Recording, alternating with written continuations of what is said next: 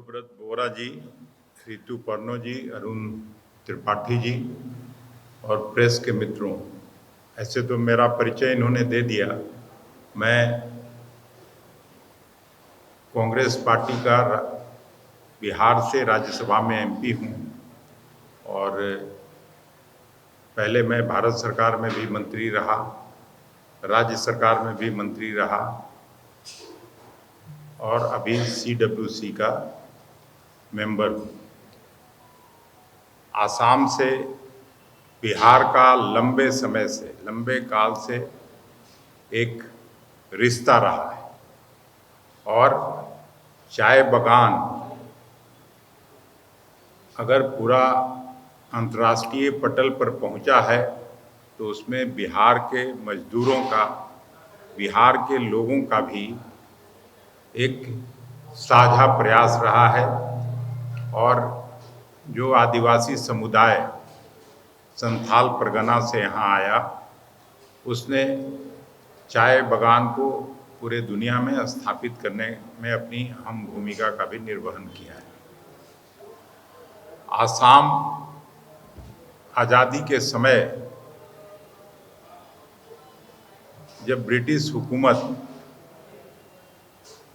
यहाँ आई थी, उस समय भी जो आहून कम्युनिटी था उसने यहाँ लोगों को, ब्रिटिश हुकूमत को घुसने नहीं दिया और उनकी हिम्मत भी नहीं हुई कि वो यहाँ आके यहाँ के कल्चर को पर आक्रमण करें, यहाँ के विरासत को समाप्त करें।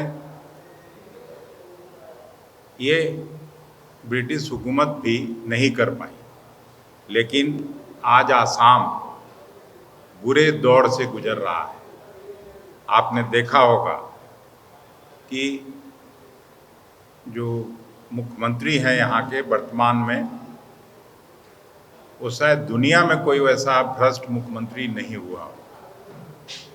उनके भ्रष्टाचार की कहानी देश के गांव-गांव में गूंजता है। कोई मुख्यमंत्री बनता है तो जनता के हित में बड़े बड़े निर्णय लेता है। हमारा जो संविधान बना वेलफेयर स्टेट के परिकल्पना के आधार पर बना कि कैसे गरीब और नाउम्मीद लोगों को मुख्य धारा से जोड़ा जाए, कैसे उनको शिक्षा का, स्वास्थ्य का अवसर प्रदान किया जाए, कैसे ज़्यादा से ज़्यादा रोजगार मुहैया कराया जाए, कैसे स्वास्थ्य सेवा उपलब्ध कराया जाए। लेकिन उनको इन चीज़ों की कोई परवाह नहीं है।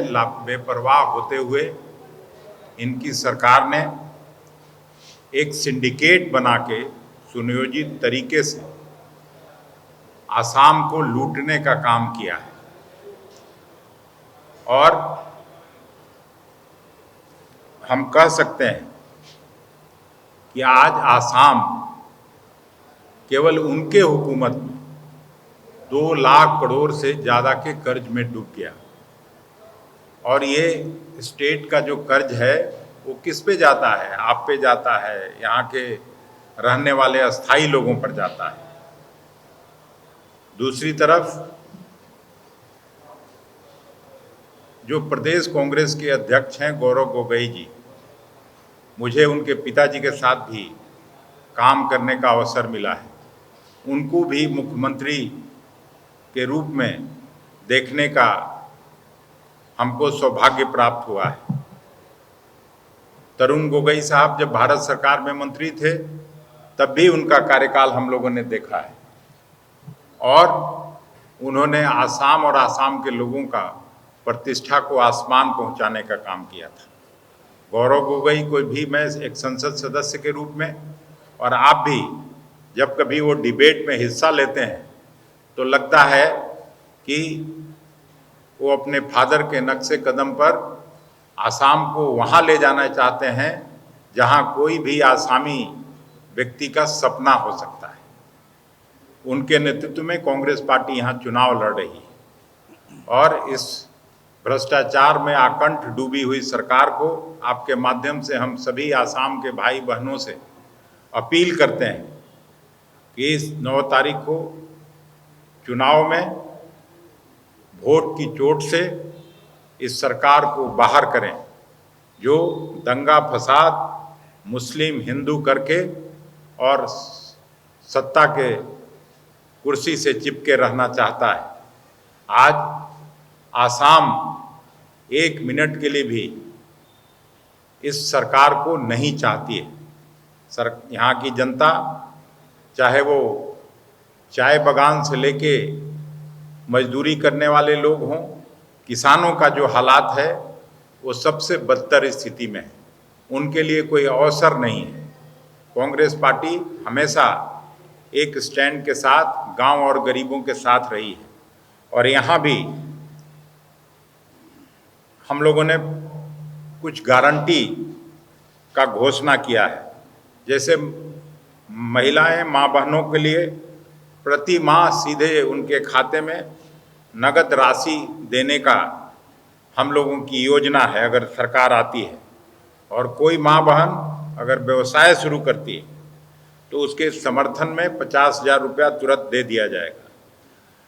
आप सभी जानते हैं, सभी पढ़े लिखे लोग हैं, पत्रकारिता से जुड़े हैं, कि किस संदिग्ध स्थिति में स्वर्गीय जुबीन गर्ग साहब को बाहर भेजा गया, और बाहर भेजने वाले कौन लोग थे ये भी हर आसाम का व्यक्ति को मालूम है और देश के लोगों को भी पता है। तो कांग्रेस पार्टी की निजी गारंटी है कि 100 दिन के अंदर जुबीन गर्ग के परिवार को न्याय दिलाने का। और कांग्रेस पार्टी ने फैसला किया है कि अगर हम सरकार में आते हैं तो एक जुबीन गर्ग साहब के नाम पर सेंटर ऑफ एक्सेलेंस, जो केवल आर्ट और कल्चर को बढ़ावा देगा, उनके नाम पर एक बड़ा विश्व स्तरीय इंस्टीट्यूट खोलने का ये सरकार काम करेगी। जो टेम्परोरी पट्टा का झांसा पट्टी यहाँ की सरकार अभी देती है, उसको हम लोग अस्थाई मियादी पट्टा में तब्दील करेंगे। जो सीनियर सिटीजन्स हैं उनको 1250 रुपये पेंशन के तौर पर हर महीने दिया जाएगा, और इसके लिए एक डेडिकेटेड मंत्रालय बनाने का काम भी हम लोगों की सरकार करेगी। हर परिवार को हेल्थ कवर के लिए 25 लाख की स्वास्थ्य बीमा सुरक्षा भी हम लोग लाएंगे। इसके साथ साथ राहुल गांधी जी आए थे, उन्होंने खुद घोषणा किया है अपने पब्लिक मीटिंग में कि हम आसाम में आर्टिकल 244 ये लागू करेंगे, ताकि आपके हक के फैसले गुवाहाटी और दिल्ली से नहीं बल्कि आपके स्थानीय काउंसिल से किए जाएं। ये वादे नहीं बल्कि असम के भविष्य की दिशा है। सम्मान, सुरक्षा और अवसर, ये अधिकार हम असम के घर घर पहुंचाना चाहते हैं। ऐसे तो बहुत सारी बातों का जिक्र हुआ है। एक जो अभी आप लोगों ने देखा होगा कि अदानी के साथ एक बिजली का यहाँ एग्रीमेंट हुआ है, असम सरकार ने किया है, आपके भ्रष्टाचारी मुख्यमंत्री ने। यहाँ 2035-36 तक 2850 मेगावाट बिजली की ज़रूरत है, लेकिन उनके साथ समझौता हुआ है 3200 मेगावाट से ज़्यादा का। तो ये किस तरह से इस राज्य के लोगों को भ्रष्टाचार के आग में झोंका जा रहा है, ये एक एग्जाम्पल काफ़ी होगा। और इस तरह से सारे, मैं पिछले दिनों आया था एक शादी समारोह में शामिल होने के लिए। मेरे साथ गाड़ी में जो ड्राइवर था, मैं जा रहा था कामाख्या मंदिर पूजा करने। कल मैं पब्लिक मीटिंग में भी ये बात कहा, और एक जो आसाम पुलिस का पीएसओ मेरे साथ था। कहीं हरे रंग की बस जाती थी तो उसकी तरफ दिखाते कि ये सर मुख्यमंत्री जी की वाइफ का बस है। जब कोई बड़ा 4 स्टार 5 स्टार होटल से गुजरे तो ये सर सब मुख्यमंत्री जी का है। और उसने जो बताया कि 10-12 हज़ार एकड़ से ज़्यादा जमीन पर आज मुख्यमंत्री और उनके परिवार का कब्जा है। तो उस स्टेट का क्या होगा, वहाँ के गरीबों का क्या होगा, वहाँ के मजलूमों का क्या होगा, इसका अंदाज़ा इस बात से लगाया जा सकता है। तो मैं ज़्यादा समय नहीं लेना चाहता, आपके माध्यम से आसाम में फैले हुए सभी मतदाता मालिकों से अपील करने आया हूँ कि इस सरकार को वोट की चोट देकर और कांग्रेस के नेतृत्व में एक सरकार का गठन करिए, ताकि आसाम के लोगों की आकांक्षा और उनके आशा के अनुरूप एक सरकार यहाँ चले जो लोगों को मजबूरी में, मुफलिस में जो जीने को मजबूर हैं, उनको मुख्य धारा में आने का अवसर प्रदान करे। वो सरकार सबको सिंचाई, पढ़ाई, दवाई सबकी व्यवस्था करे लोगों के लिए। और जिस तरह से विकसित राज्य इस देश में है, आसाम के पास अपार कोयला का भंडार, आज जिस तरह से बाढ़ का ये होता है, उस बाढ़ से लोगों को बचाने के लिए छोटे और मध्यम कृषकों को उनके वास्तविक मूल्य का जो प्राइस है वो मिले। कांग्रेस पार्टी ने पहले ही फैसला किया है कि हमारी जब सरकार होगी तो हम कानून की गारंटी देंगे न्यूनतम समर्थन मूल्य बना के। मैं भी 2004 से 9 में मैं भारत सरकार में कृषि और खाद्य महकमे का काम देखता था, मनमोहन सिंह जी की सरकार में। आप लोगों को अगर याद होगा, वो पहली सरकार थी। पहली पंचवर्षीय योजना से 12वीं 13वीं पंचवर्षीय योजना तक किसी भी सरकार ने किसानों के न्यूनतम समर्थन मूल्य को दुगना करने का काम नहीं किया था। हालांकि मोदी जी ने 2022 में किसानों के आमदनी को दुगना करने की बात जरूर किए थे, लेकिन किसानों की आमदनी तो दुगनी नहीं हुई, बल्कि लागत खर्च जरूर तिगुना और चौगुना हो गया, जिस तरह से महंगाई बढ़ी। लेकिन मनमोहन सिंह जी के नेतृत्व वाली सरकार ने, स्वर्गीय वाजपेयी जी की सरकार में, जिस धान का कीमत 550 रुपये प्रति क्विंटल हुआ करता था, उसको सीधे 1100 रुपये प्रति क्विंटल करने का काम हम लोगों की सरकार ने किया था। जिस गेहूं का कीमत 620 रुपये प्रति क्विंटल हुआ करता था स्वर्गीय वाजपेयी जी के प्रधानमंत्रित्व काल में, उसको सीधे हम लोगों ने 1240 रुपये प्रति क्विंटल करने का काम किया था। और उसी तरह से तेलहन, दलहन और सभी जिसको न्यूनतम समर्थन मूल्य था, सबको हम लोगों ने दुगना करने का काम किया था। और केवल वही नहीं, 72,000 करोड़ रुपए की लोन माफी हुई थी छोटे मझोले किसानों का। ये किसी सरकार ने नहीं किया। ये वायदा जरूर करते हैं, लेकिन जब समय आता है तो उसमें फिर मुकर जाते हैं, कहते हैं कि नहीं, ये तो हमने ऐसे ही कह दिया था, जुमला था।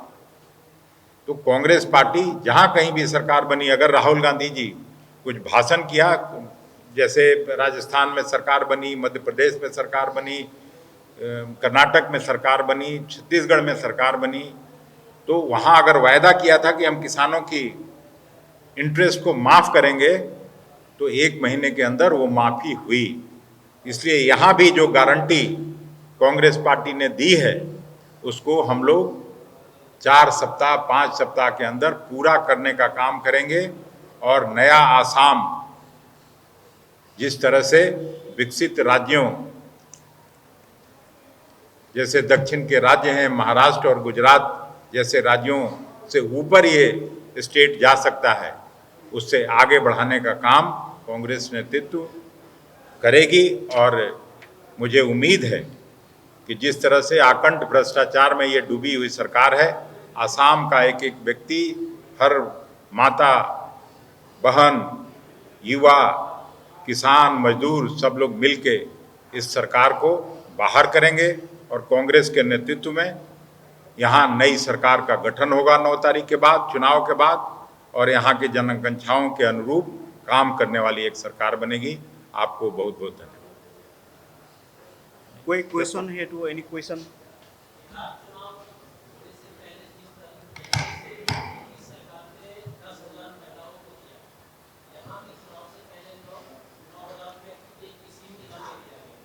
आज आज बिहार में क्या स्थिति है पूछ लीजिए। मार्च में वेतन देने के लिए पैसा नहीं है और ये जो लालच दे के वोट खरीदने का काम हो रहा है, इससे लोगों को बचना चाहिए। बिहार तो एग्जाम्पल है।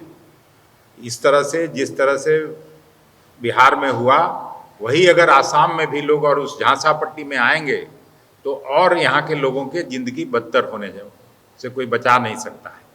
इसलिए मुझे नहीं लगता है कि आसाम के लोग इस झांसा पट्टी में आएंगे और ऐसा भ्रष्टाचारी मुख्यमंत्री को और फर्दर बर्दाश्त करेंगे।